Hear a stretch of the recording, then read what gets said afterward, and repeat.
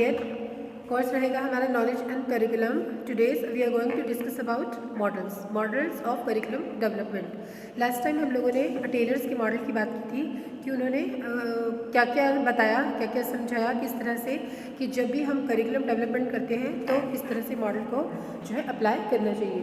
Today's we are going to discuss about shake models of curriculum. तो जो है Robert R E shake हैं, इन्होंने जो है पाठ्यक्रम मूल्यांकन की व्याख्या की है, जिसमें इन्होंने बताया कि हमने क्या देखना है, पूर्व स्थिति को देखना है। पूर्व स्थिति में लेन देन और परिणामों के अर्थ में इन्होंने बात की है। कहते हैं कि जब भी हम मूल्यांकन की व्याख्या करेंगे तो हमने क्या देखना है कि पूर्व स्थिति में समय, पुस्तकें, उपलब्ध साधन किस प्रकार के थे और लेन देन में और शिक्षकों के पास की गतिविधियाँ क्या थी और घटनाएं कौन कौन सी सम्मिलित थी। और जो परिणाम है वो अधिगमकर्ता यानी कि जो विद्यार्थी हैं, अधिगमकर्ता है यानी कि जो परिणाम है वो उपलब्धियों और पाठ्यक्रम के प्रति विद्यार्थी जो है और शिक्षकों के दृष्टिकोण में क्या क्या परिवर्तनों को सम्मिलित करता है। यानी कि इनका जो मॉडल है वो ये बताता है कि पहले की स्थिति कैसी थी, उस समय समान जो है संसाधन कौन कौन से उपलब्ध थे और किस तरह से अधिगमकर्ता यानी कि अध्यापक और शिक्षक दोनों की बात हो रही है, शिक्षक की और स्टूडेंट्स दोनों की बात हो रही है कि दोनों ने इन चेंजेस सिचुएशन को किस प्रकार से लिया। तो विभिन्न समूहों से संबंधित लोग पाठ्यक्रम के प्रति अपने विचार प्रकट करते हैं और यह कुशल और प्रभावशाली, इसके बारे में इसे मॉडल को कुशल भी और प्रभावशाली कहा गया। ठीक है जी। फिर इसके बाद बात करते हैं content input process product model, CIPP model. इसे क्या बोलते हैं हम? सेकंड मॉडल है हमारा 1, 2 CIPP मॉडल। ये मॉडल हमारा इससे संबंधित है।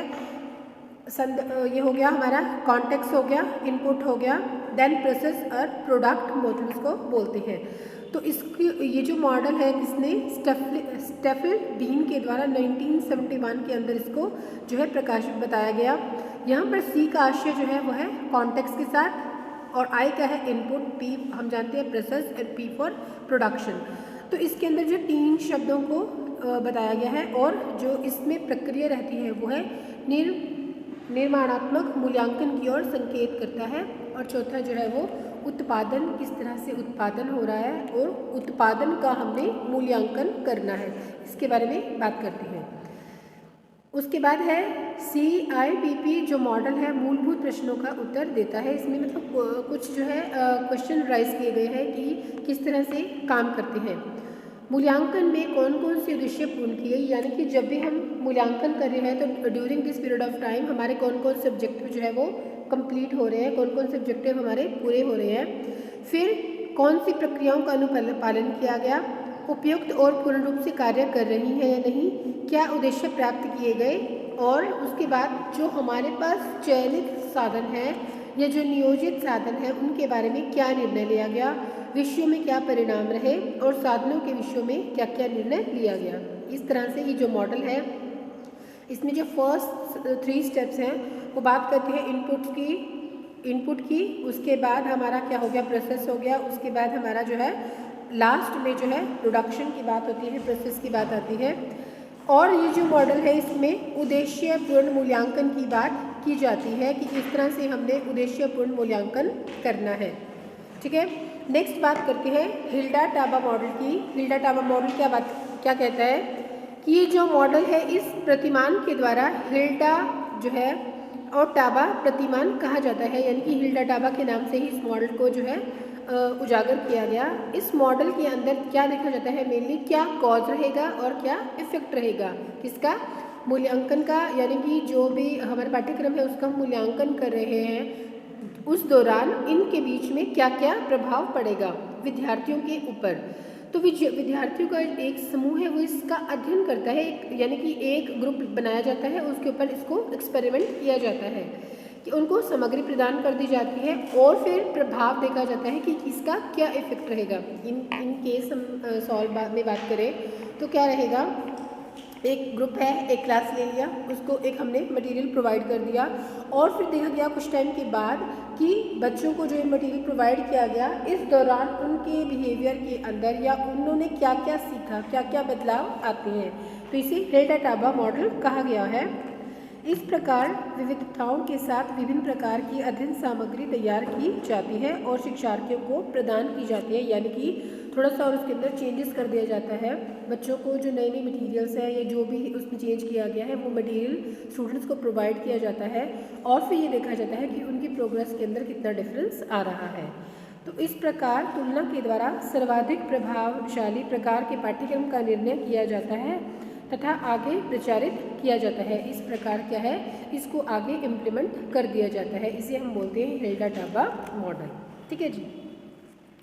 देन उसके बाद हम लोग बात करते हैं मिशेल। नेक्स्ट मॉडल है हमारा मिशेल सेरेवन गोल्स फ्री मॉडल। इसका जो प्रतिपादन किया गया 1973 के अंदर किया गया, जिससे लक्ष्य मुक्त प्रतिमान मीन्स क्या है, इस मॉडल को जब बनाया गया या जब इसको इम्प्लीमेंट किया गया तो इसका कोई भी ऑब्जेक्टिव जो है इसको ऑब्जेक्टिव फ्री रखा गया और इस प्रतिमान का तर्क किया गया कि मूल्यांकन को केवल यही नहीं देखना चाहिए कि कोर्स निर्माताओं ने क्या नियोजित किया है, मतलब इसके बारे में प्लानिंग के बारे में बात करते हैं कि सिर्फ ऐसा नहीं देखना कि क्या प्लानिंग की है, बल्कि ये देखना है कि इसके लिए उन्होंने एट द एंड क्या किया कि कोई भी लक्ष्य निर्धारित नहीं किया गया और क्या है, उन्होंने देखा गया कि इस कार्यक्रम के हमने वास्तविक प्रभावों की ओर ध्यान दिया गया कि वास्तविक में क्या प्रभाव है और न्यूनतम लक्ष्य इसके रखे गए, यानी कि लेस जो है इसके एम्स रखे गए, ऑब्जेक्टिव्स रखे गए और ये देखा गया कि किस तरह से विदाउट एनी ऑब्जेक्टिव्स इसको इम्प्लीमेंट कर दिया गया और जो बदलाव थे उन बदलाव को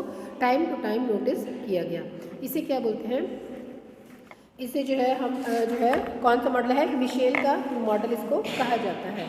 फिर जब इतने सारे मॉडल्स आते हैं तो एट द एंड ये देखा जाता है कि इंडिया के अंदर, भारत के अंदर इंडियन मॉडल को अप्लाई किया गया, यानी कि भारत में पाठ्यक्रम के मूल्यांकन का मॉडल, इन शॉर्ट हम लोग कह सकते हैं curriculum evaluation model in India, कि किस तरह से हमने भारत के अंदर कौन सी जो है मूल्यांकन प्रणाली को इम्प्लीमेंट करना है।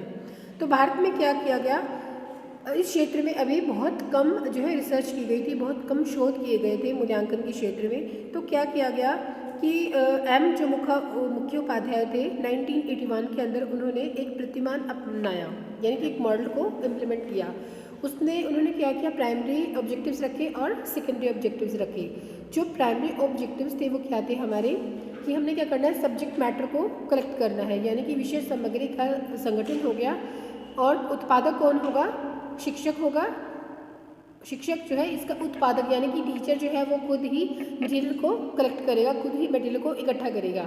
फिर अनुदेशनात्मक सामग्री बनाई गई और देन उसके बाद जो है संसाधन बनाए गए, शिक्षण अधिगम प्रक्रिया की गई और साथ में मूल्यांकन किया गया, पाठ्यक्रम संसाधन जो है चलाए गए।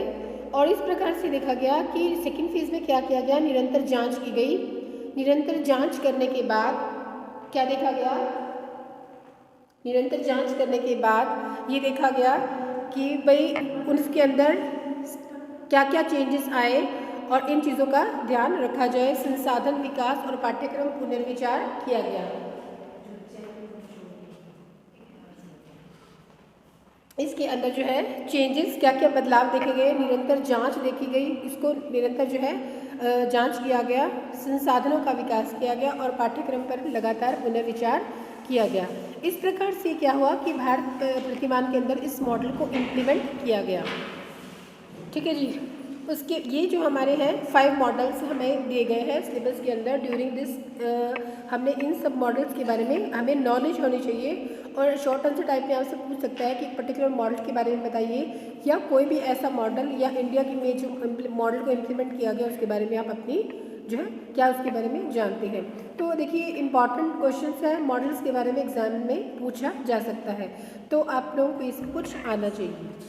ठीक है, ये थी हमारे मॉडल्स कि हमने करिकुलम डेवलपमेंट के दौरान कौन कौन से मॉडल्स हैं और किस तरह इनको अप्लाई करना है। तो लास्ट जो हमारा टॉपिक रह गया है वो है करिकुलम इवैल्यूएशन मॉडल, किस तरह से हम इसको जो है इवैल्यूएट करेंगे या इसकी कुछ विशेषताएं बनाएंगे। ठीक है, इसकी एक अच्छा मूल्यांकन क्या है और उसके बारे में नेक्स्ट क्लास में हम लोग स्टडी करेंगे। ठीक है, होपफुली आप लोगों को क्लियर हो रहा होगा।